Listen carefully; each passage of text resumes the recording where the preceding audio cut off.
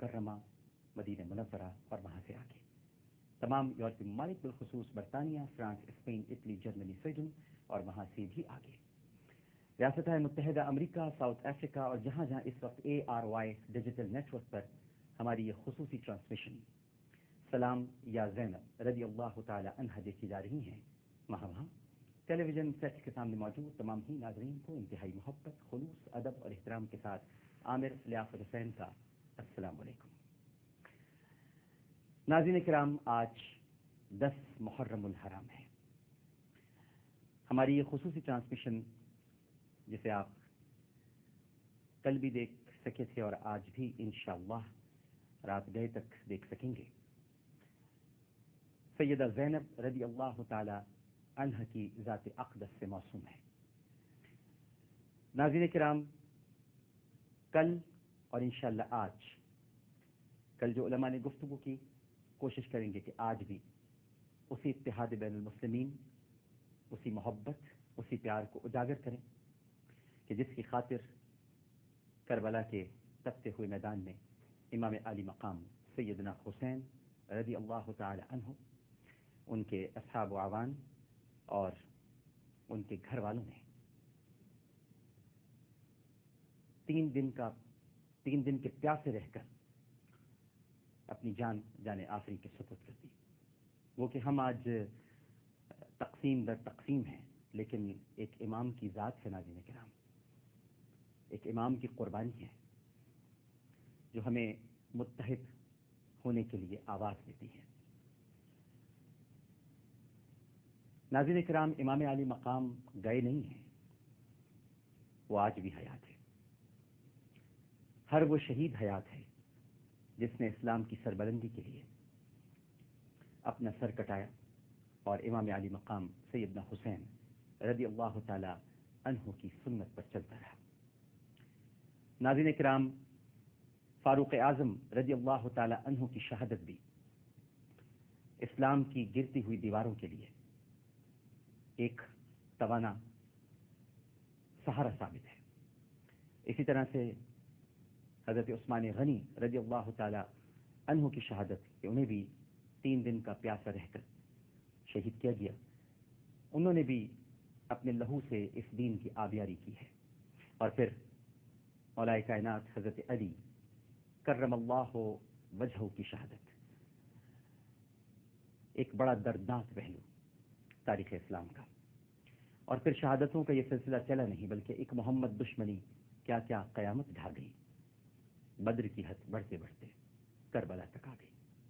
اور پھر کربلا میں جس طرح عطرت رسول صلی اللہ علیہ وآلہ وسلم نبی کے جگر گوشے، وہ جنہیں سرکار سونگتے تھے، جنہیں چومتے تھے، پشت سے ان کی گردن کو کاٹا گیا اور امام حسین رضی اللہ تعالی عنہ آج کے دن شہید کر دیے گئے۔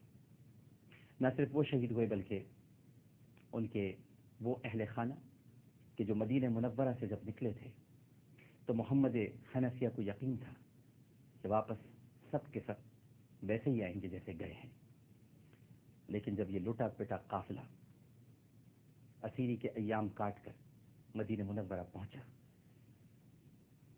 تو عابد بیمار امام زین العابدین کے ساتھ نہ عباس علمدار تھے، نہ علی اکبر، نہ محمد، نہ اون، نہ شہزادہ قاسم اور نہ ہی ننا علی اصغر، نہ ان کے ساتھ حضرت امام حسن کے صاحبزادے ابو بکر تھے، نہ ان کے ساتھ عمر تھے، نہ ان کے ساتھ عثمان تھے۔ اور یہ دیکھ کر محمد حنفیہ غش کھا کر گر پڑے۔ یہ محمد حنفیہ ناظرین کرام حضرت علی کرم اللہ وجہہ کے وہی قابل فخر سپوت ہیں جن پر مولا کائنات کو بڑا ناز ہے۔ 2 بچوں پر بڑا ناز ہے، ایک تو عباس پر اور ایک محمد حنفیہ پر۔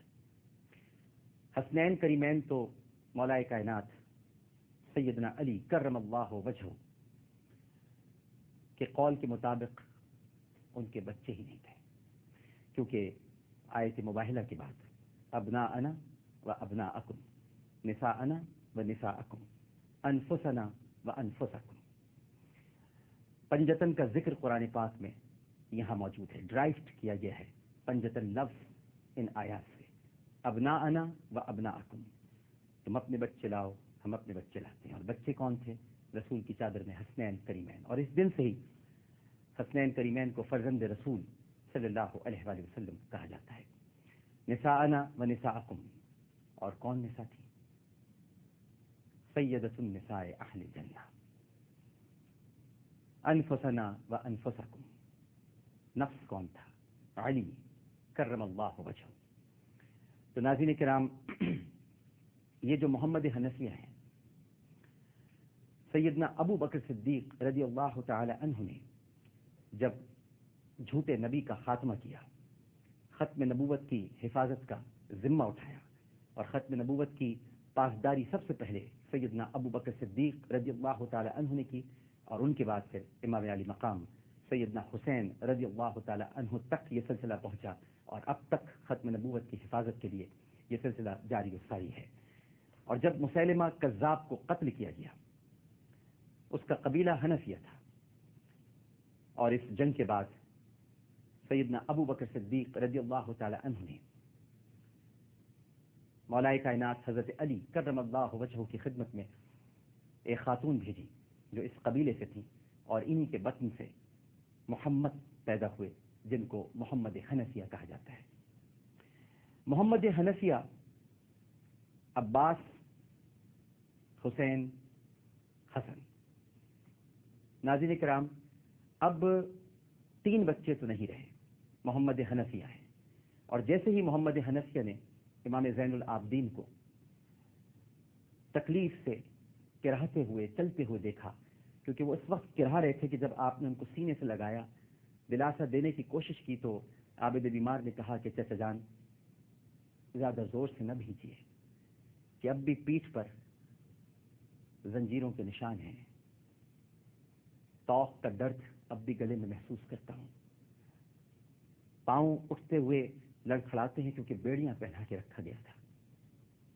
اس وقت محمد حنفیہ کو اپنے بابا جان کا خطبہ یاد آیا۔ میں آپ کو اس خطبے کے چند اقتباسات سناتا ہوں۔ حضرت علی کرم اللہ وجہہ کا خطبہ، جو آپ نے بیعت کے بعد مدینے میں جب آپ کی بیعت ہوئی تو آپ نے فرمایا، آپ نے ارشاد فرمایا، میں اپنے قول کا ذمہ دار اور اپنے قول کی صحت کا ضامن ہوں۔ جس شخص کو اس کے دیدہ عبرت نے گزشتہ عقوبتیں واضح طور سے دکھا دی ہوں، اسے تقوی شبہات میں اندھا دھند کودنے سے روک لیتا ہے۔ تمہیں جاننا چاہیے کہ تمہارے لیے وہی اطلاعات پھر پلٹ آئے ہیں جو نبی کریم صلی اللہ علیہ وآلہ وسلم کی بعثت کے وقت تھے۔ اس ذات کی قسم جس نے رسول کو حق و صداقت کے ساتھ بھیجا، تم بری طرح تہوبالا کیے جاؤ گے، اور اس طرح چھاٹے جاؤ گے جس طرح چھلنی سے کسی چیز کو چھانا جاتا ہے، اور اس طرح خلط ملط کیے جاؤ گے جس طرح چمچے سے ہنڈیا، یہاں تک کہ تمہارے ادنا اعلیٰ اور اعلیٰ ادنا ہو جائیں گے۔ جو پیچھے تھے آگے بڑھ جائیں گے، اور جو ہمیشہ آگے رہتے تھے وہ پیچھے چلے جائیں گے۔ خدا کی قسم، میں نے کوئی بات پردے میں نہیں رکھی، نہ کبھی کذب بیانی سے کام لیا۔ مجھے اس مقام اور اس دن کی پہلے ہی سے خبر دی جا چکی ہے۔ معلوم ہونا چاہیے کہ گناہ ان سرکش گھوڑوں کی مانند ہیں جن پر ان کے سواروں کو سوار کر دیا گیا ہو، اور باگیں بھی ان کی اتار دی گئی ہوں، اور وہی لے جا کر انہیں دوزخ میں پھاند پڑیں۔ اور تقوی رام کی ہوئی سواریوں کے مانند ہیں جن پر ان کے سواروں کو سوار کیا گیا ہو، اس طرح کے باغیں ان کے ہاتھ میں دے دی گئی ہوں، اور وہ انہیں بااطمینان لے جا کر جنت میں اتارتے ہیں۔ ایک حق ہوتا ہے اور ایک باطل، اور کچھ حق والے ہوتے ہیں، کچھ باطل والے۔ اب اگر باطل زیادہ ہو گیا تو یہ پہلے بھی بہت ہوتا رہا ہے، اور اگر حق کم ہو گیا تو بسا اوقات ایسا ہوا ہے، اور بہت ممکن ہے کہ وہ اس کے بعد باطل پر چھا جائے۔